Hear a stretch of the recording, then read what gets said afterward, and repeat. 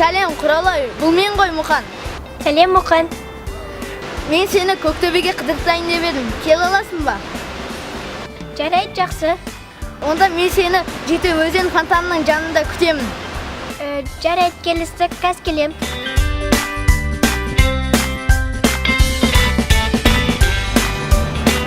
Әкем, мен Мұқанға баруы керекпін. Бірақ Жеті өзен фонтанына қайда екен білмеймін. Мұқанға бару керексің ба? Жеті өзен фонтаны. Мен білем қой қызым. Жүр, мен сені ертіп барайын өзім, жарай ма? Кеттік, жүр.